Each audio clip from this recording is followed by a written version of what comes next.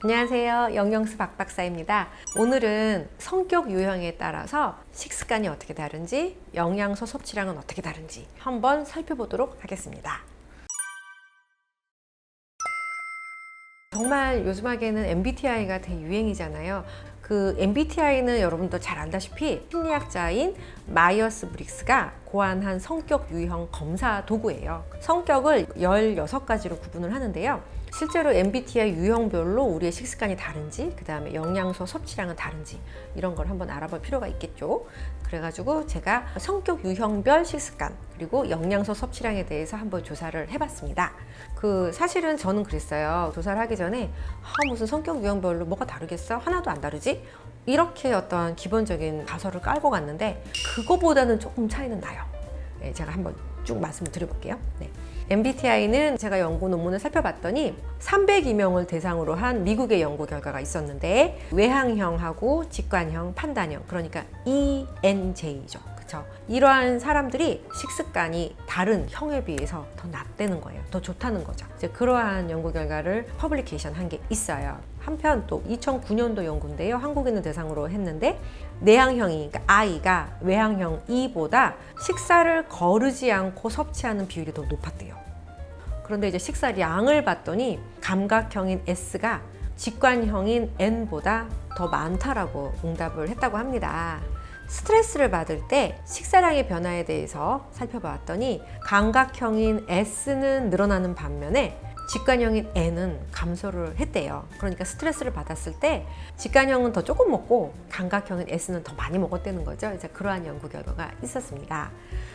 또한 사고형 T는 감정형인 F보다 혼자 식사하는 비율이 더 높았다고 하고요. 또 반면에 판단형인 J는 인식형인 P보다 가족들하고 식사하는 비율이 더 높았다고 합니다. 또한 밖에 나가서 사 먹는 어떤 외식 비율은 외향형이 내향형보다 높았고요. 인식형 P가 판단형 T보다 더 자주 외식을 밖에 나가서 했다고 합니다. 음주는 외향형인 E 그리고 인식형인 P가 내향형인 I, 판단형인 J보다 더 자주 음주를 했다고 합니다. 한편 또 맛 선호도 측면에서는 외향형인 E는 매운맛을 더 좋아했고요. 인식형인 P가 판단형 J 대비 더 짠맛을 선호했다고 합니다. 그리고 한국인을 대상으로 한 또 다른 연구가 있었거든요. 그 연구에서는 MBTI별 차이는 별로 없고 판단형 J하고 인식형 P 간에는 차이가 나가지고 J형이 전반적인 식습관이 더 좋았다라는 보고가 있었고요. 또 하나 재미난 언급이 하나 더 있었는데 BMI에서는 J하고 P 간의 차이가 있었다고 합니다. 아마 금방 캐치하셨겠지만 그 J가 P보다 BMI 측면에서 더 양호한 것으로 나왔어요. 즉 그러니까 비만한 사람이 더 적게 그렇게 조사가 됐습니다. 그래서 이러한 성격적인 차이가 조금 있구나 이런 걸 조금 생각을 해볼 수가 있고요. 그러면은 제가 쭉 살펴봤는데 식습관에는 뭔가 좀 차이가 있는 것 같아요. 그쵸? 성격 유형에 따라서 조금씩 차이가 있었어요. 그런데 그러면은 영양소 섭취량에 대해서는 차이가 있었을까요? 영양소 섭취량에 있어서는 실제로는 차이가 없었어요. 왜 그러냐 하면은 이 성격 유형이라는 게 나의 어떠한 특성을 대변하는 일부 도구일 뿐이지 나를 다 알려주는 건 아니잖아요. 나를 위한 영양은요, 나와 내가 살고 있는 환경에 대해서 종합적으로 평가를 해야 되는 거고요. 나에 대한 것도 사실상 정확하게 말하면 유전적인 소인, 건강 행태, 그 다음에 식습관, 식이섭취량, 검진 결과, 그 다음에 이제 체격 조건 이러한 것들을 총체적으로 고려를 해야 사실 나에 대한 거겠죠. 그죠? 네, 그래서 MBTI별 영양소 섭취량 차이는 없었다. 이렇게 결론을 내릴 수가 있습니다. 그런데 그러면은 성격 유형을 아는 게 식사 조절을 할 때 그러면 아무 의미가 없을까요? 그거는 아니고요.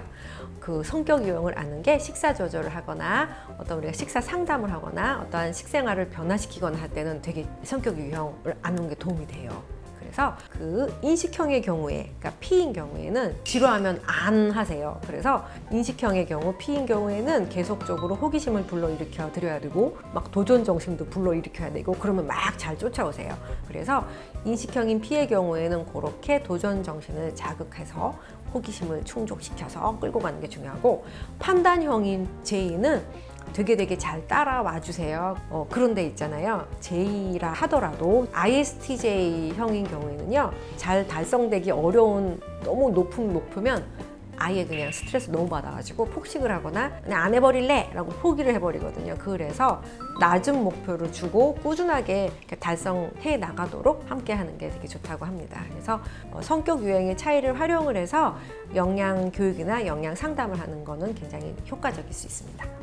네, 결론적으로 MBTI별로 필요한 영양소가 다르다는 것은 맞지 않아요. 그죠? 식습관은 성격 유형별로 일부 다를 수 있어요. 그런데 내 몸에 필요한 영양소는요, MBTI에 의해서 결정되는 것만은 아니기 때문에 여러분들이 알던 그 좋은 식습관, 그러한 것들을 기억을 하시고 잘 섭취해 주시기를 바랍니다. 다음 시간에는 더 영해지는 영양 스토리로 찾아뵙도록 하겠습니다. 오늘도 감사합니다.